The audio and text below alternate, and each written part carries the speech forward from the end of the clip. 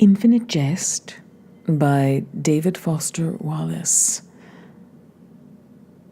1 April, year of the Tux medicated pad. All I know is my dad said to come here. Come right in. You'll see a chair to your immediate left. So, I'm here. That's just fine. 7-Up? Maybe some lemon soda. I guess not, thanks. I'm just here is all, and I'm kind of wondering why Dad sent me down, Your door there doesn't have anything on it, and I was just at the dentist last week, and so I'm wondering why I'm here exactly is all. That's why I'm not sitting down yet. You're how old, Hal? 14? I'll be 11 in June. Are you a dentist? Is that like a dental consult? You're here to converse. Converse? Yes. Pardon me while I key in this age correction. Your father had listed you as 14 for some reason. Converse as in with you? You're here to converse with me, Hal, yes. I'm almost going to have to implore you to have a lemon soda. Your mouth is making those dry, sticky, inadequate saliva sounds. Dr. Zegarelli says that one reason for all the caries is that I have low salivary output.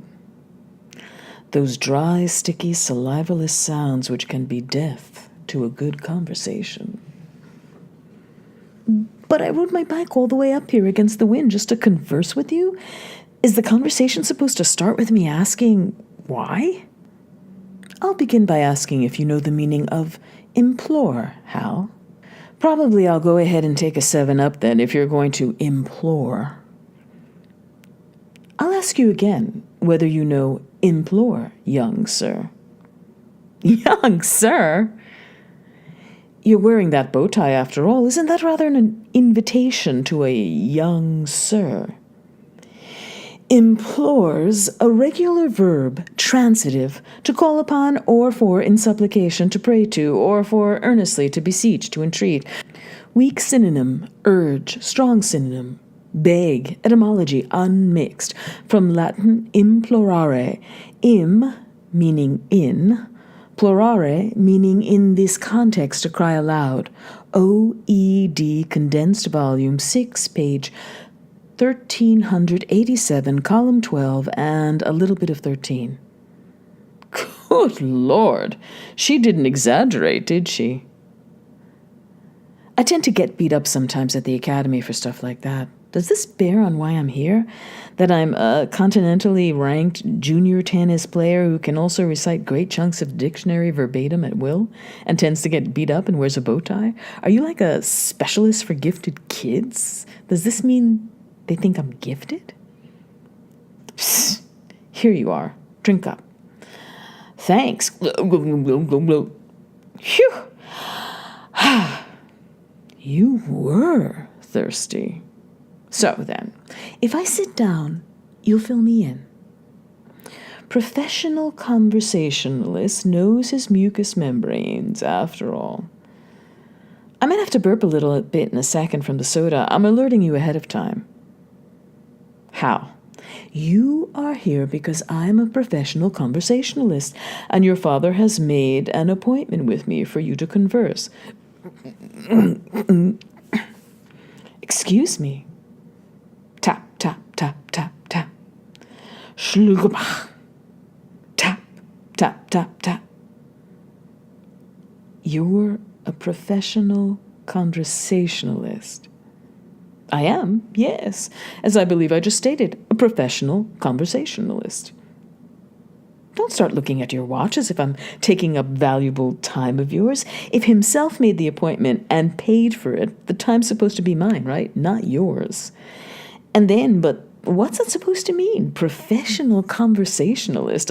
A conversationalist is just one who converses much. You actually charge a fee to converse much? A conversationalist is also one who, I'm sure you'll recall, excels in conversation. That's Webster 7th. That's not the OED.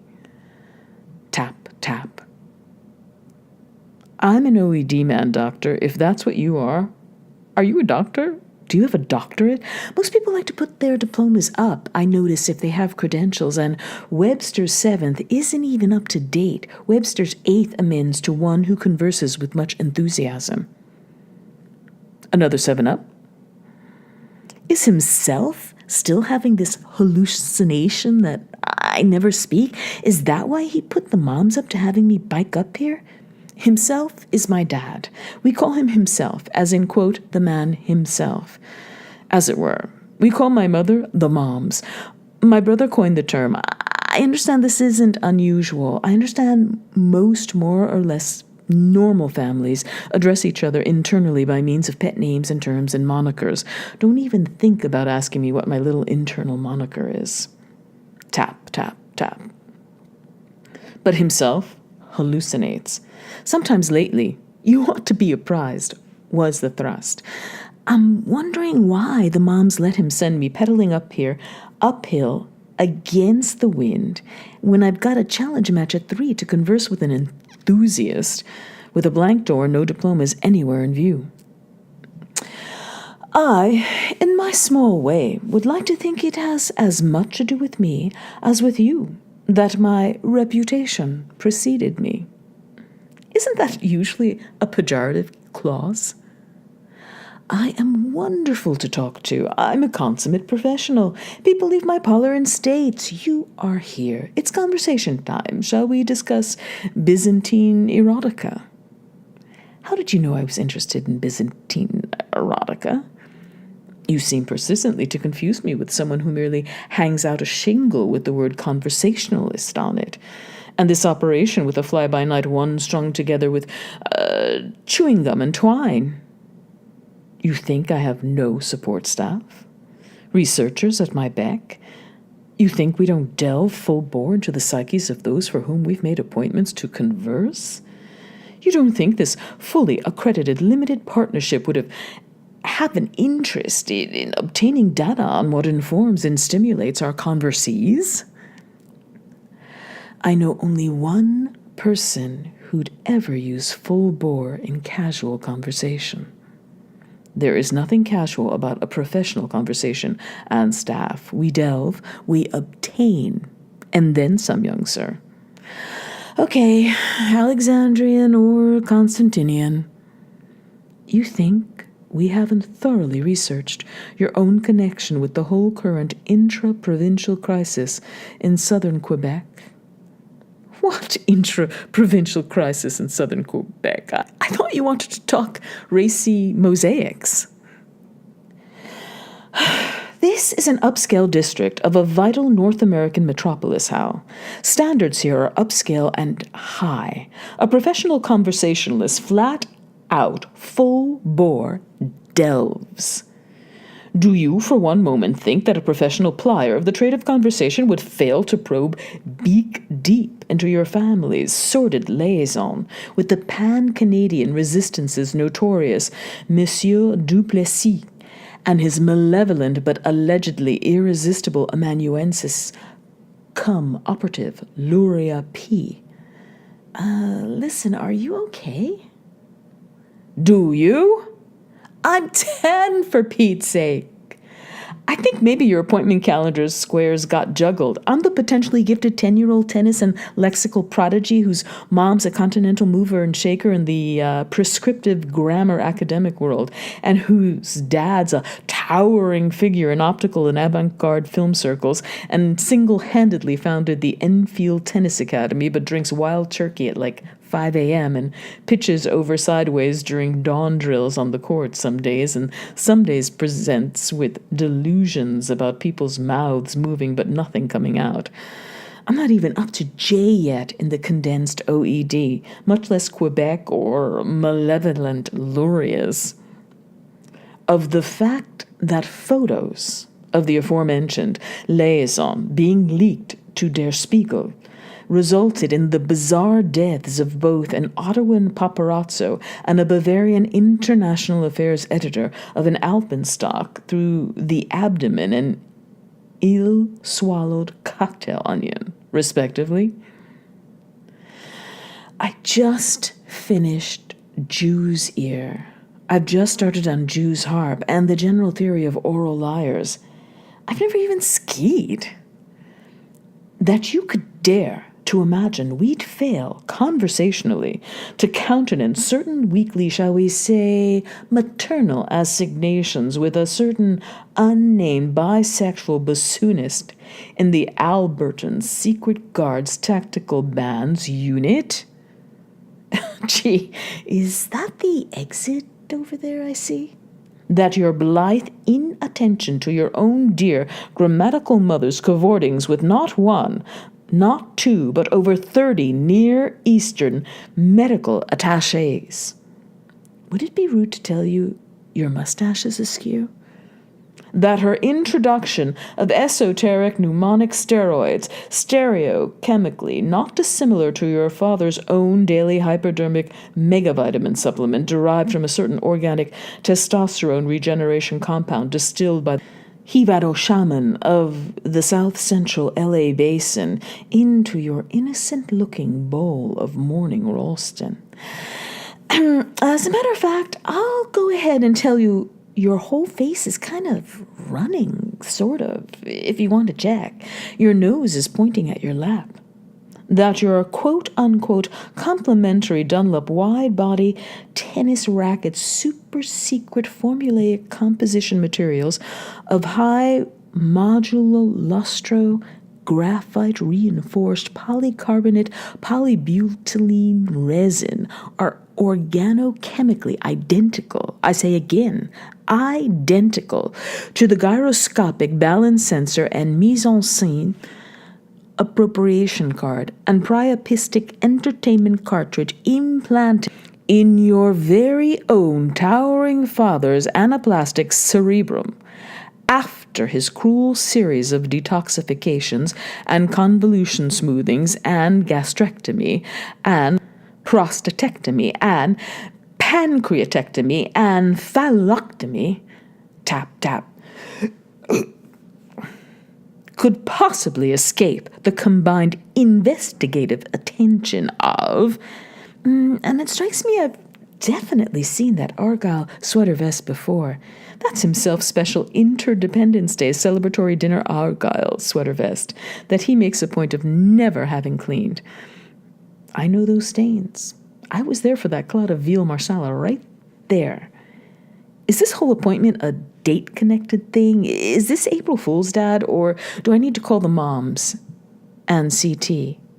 Who requires only daily evidence that you speak, that you recognize the occasional vista beyond your own generous mandragonoid nose's fleshy tip? You rented a whole office and face for this, but leave your old unmistakable sweater vest on? And how'd you even get down here before me with the mercury up on blocks after you... Did you fool CT into giving you the keys to a functional car? Who used to pray daily for the day his own dear late father would sit, cough, open that bloody issue of the Tucson Citizen and not turn that newspaper into the room's fifth wall, and who after all this light and noise has apparently spawned the same silence? Huh? Who's lived his whole ruddy, bloody, cruddy life in five-walled rooms? Dad, I've got a duly scheduled challenge match with Shocked in like 12 minutes. Wind at my downhill back or no. I've got this oral lyrologist who's going to be outside Brighton's Best Savings wearing a pre-designated necktie at straight up 5. I have to mow his lawn for a month for this interview. I can't just sit here watching you think I'm mute while your fake nose points at the floor. Are you hearing me talking, Dad? It speaks. It accepts soda and defines implore and converses with you. Praying for just one conversation, amateur or no. That does not end in terror. That does not end like all the others. You staring, me swallowing. Huh? Son? Son? 9 May, year of the Depend. adult undergarment. Another way fathers impact sons is that sons, once their voices have changed in puberty, invariably answer the telephone with the same locutions and intonations as their fathers. This holds true regardless of whether the fathers are still alive. Because he left his dormitory room before 0600 for dawn drills, and often didn't get back there until after supper, packing his book bag and knapsack and gear bag for the whole day, together with selecting his best-strung rackets, it all took Hal some time. Plus, he usually collected it and packed and selected in the dark and with stealth, because his brother Mario was usually still asleep in the other bed. Mario didn't drill and couldn't play, and needed all the sleep he could get. Hal held his complimentary gear bag and was putting different pairs of sweats to his face, trying to find the cleanest pair by smell, when the telephone console sounded. Mario thrashed and sat up in bed, a small hunched shape with a big head against the gray light of the window. Hal got to the console on the second ring and had the transparent phone's antenna out by the third. His way of answering the phone sounded like, yellow. "I want to tell you," the voice on the phone said. "My head is filled with things to say." Hal held 3 pairs of ETA sweatpants in the hand that didn't hold the phone. He saw his older brother succumb to gravity and fall back limp against the pillows. Mario often sat up and fell back, still asleep. I don't mind," Hal said softly. "I could wait forever." "That's what you think," the voice said. The connection was cut. It had been Oren. "Hey, Hal?" The light in the room was a creepy gray, a kind of non-light. Hal could hear Brandt laughing at something Kenkly had said, off down the hall, and the clank of their janitorial buckets. The person on the phone had been O. "Hey, Hal!" Mario was awake. It took 4 pillows to support Mario's oversized skull. His voice came from the tangled bedding. "Is it still dark out, or is it me?" "Go back to sleep. It isn't even 6. Hal put the good leg into the sweatpants first. "Who was it?" Shoving 3 coverless Dunlop wide bodies into the gear bag and zipping the bag partway up so the handles had room to stick out. Carrying all 3 bags back over to the console to deactivate the ringer on the phone. He said, "No one you know, I don't think."